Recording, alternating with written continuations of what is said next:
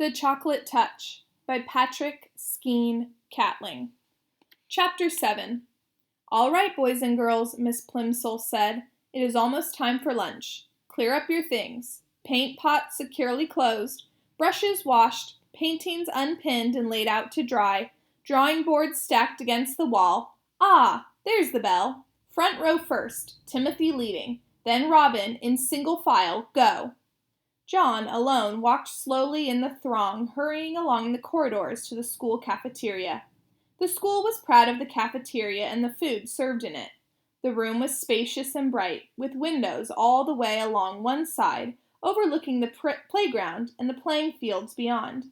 The opposite side was wholly taken up by the shiny silver service counter. Several boys and girls were already settled at tables by the time John took his place in the line. Enviously, John noticed a boy at a nearby table suck at straws dipped in a milk bottle that was dull with frost. John could imagine the refreshing taste of cold, creamy milk. At another table, a group of girls were eating fat red cherries. John could almost feel the firm fruit on his tongue and the pleasure of biting through the tart, juicy pulp. The cherries must taste good. They must be thirst-quenching. John unhappily took a tray from the pile and slid it along the rails in front of the top of the counter. He put a paper napkin, a glass, and a gleaming spoon, a knife and a fork on the tray. It seemed hardly worth the while, but he felt he might as well try the food and drink. "Perhaps if I eat a different way, without letting anything touch my lips," he muttered, "my lunch won't all change to chocolate." He was not very hopeful. "What?" asked the boy standing next to him. "Nothing," John said. I thought I heard you say something about chocolate," the boy said. "I hope this is the day for chocolate cream pie," he added. "That'd be super." On chocolate cream pie days of the past, John had been known to skip the main course, so that he might spend all his lunch money on dessert. The thought of 4 pieces of chocolate cream pie now suddenly made his stomach feel as though he were on a roller coaster. An uneasy, flibberty-gibberty sensation. John shuddered. "Okay," he commented, wrinkling up his nose. The other boy shrugged his shoulders and started to choose his meal. John took a plate of cold chicken and ham, potato chips, and a crisp, moist lettuce and tomato salad. The white of the chicken, the pink of the ham, the gold of the potatoes, the pale green of the lettuce, and the red of the tomato looked delicious. He also took a half pint of milk, a thick-crusted whole wheat roll, and a cool pat of butter, a tumbler of water with ice cubes clinking against the glass, and a dish of fresh fruit, slices of orange and grapefruit and banana and grapes. John's tray was loaded with just the sort of meal his mother was always trying to persuade him to eat. Until today, John had always thought it was pretty dull to eat sensible things, when there were sweeter food and drink to be had. Today, however, the sensible things looked most appetizing, and his mouth began to water in its new sticky way. John paid for the lunch with the money his mother had given him, went to an empty table and sat down. His fingers trembling slightly with eagerness, he cut a slice of lettuce. His fork went through the leaves with a promising crunch. He stuck the prongs of the fork into a mouth-sized piece of lettuce and carefully inserted it into his mouth.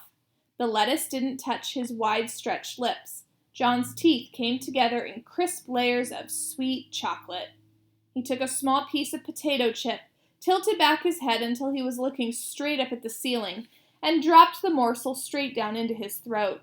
He felt it go down, a sharp fragment of sweet chocolate. He tried the milk, the ice water, the fruit. Every solid and liquid that he sampled was transformed as soon as it entered his mouth.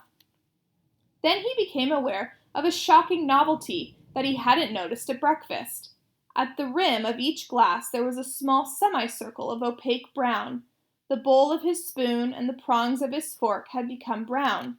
As John watched, horrified, the areas of magic chocolate slowly spread until at last the glasses and cutlery were all solid chocolate.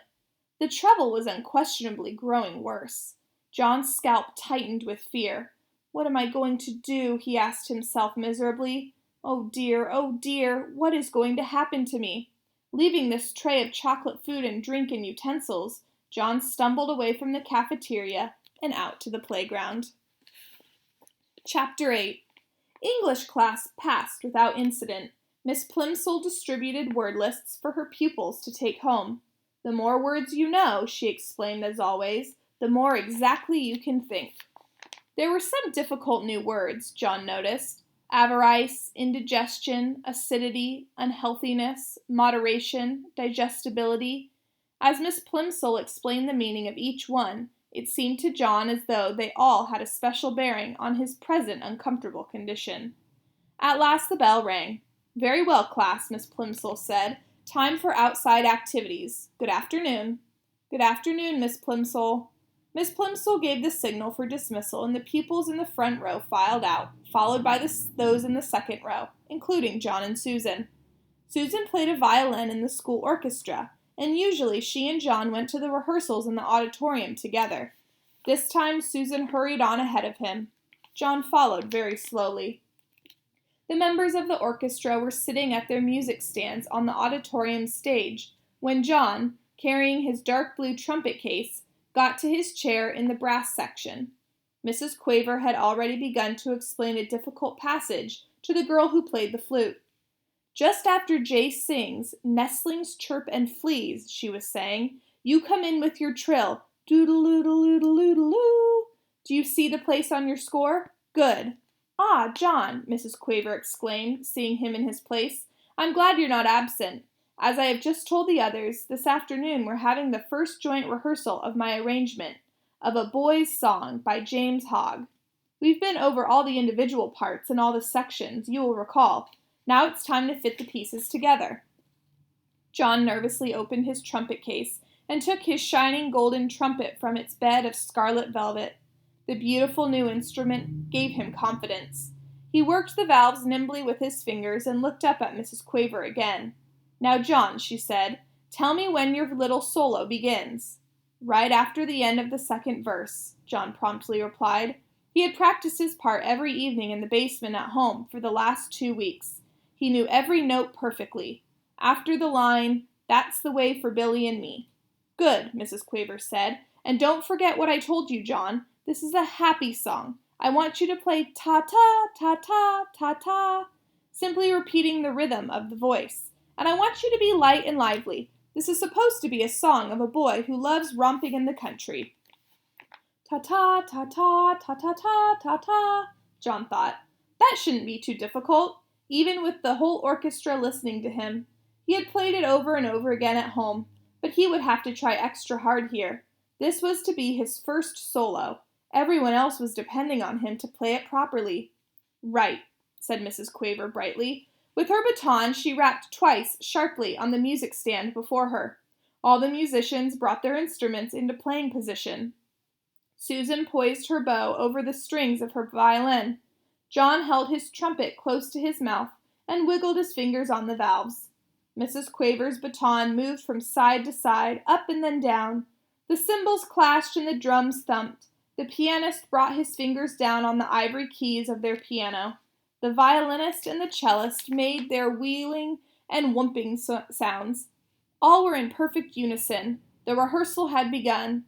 After the introduction, one of the older boys began to sing. "Where the pools are bright and deep, where the gray trout lies asleep, up the river and over the lea, that's the way for Billy and me." After the last line of the first verse, John's fellow trumpeter echoed the rhythm of the singer's voice. "Ta-ta, ta-ta, ta-ta, ta-ta." Mrs. Quaver smiled approvingly at the successful performance, and with her baton gave the singer the signal to begin the second verse. "Where the blackbird sings the latest, where the hawthorn blooms the sweetest, where the nestlings chirp and flee, that's the way for Billy and me." John swallowed with an effort and put the mouthpiece of his trumpet to his lips for his solo. The mouthpiece instantly changed to chocolate. Then, almost as fast, the chocolate spread along the instrument, changing all the flashing gold into dull brown. The first note came out fairly true, ta, but chocolate trumpets cannot withstand much pressure. The hole in the mouthpiece softened and clogged up, and the valves stuck as John desperately tried to finish his part. Mrs. Quaver's eyes almost popped out of her head as she listened to him play ta ta tu ta tu tu tu tu tu. It sounded as though John were trying to play a soap-filled bubble pipe. Terribly flustered, he put down his trumpet. Mrs. Quaver was speechless. The orchestra was rocked by uproarious laughter. The other trumpeter leaned over toward John's chair and picked up the trumpet. "It's a chocolate trumpet!" he shouted derisively. No wonder it sounded like that. John Midas was trying to play a chocolate... John didn't wait to hear any more. He fled from the stage and out to the playground. Without stopping even to look around, he ran through the stone gateway and homeward.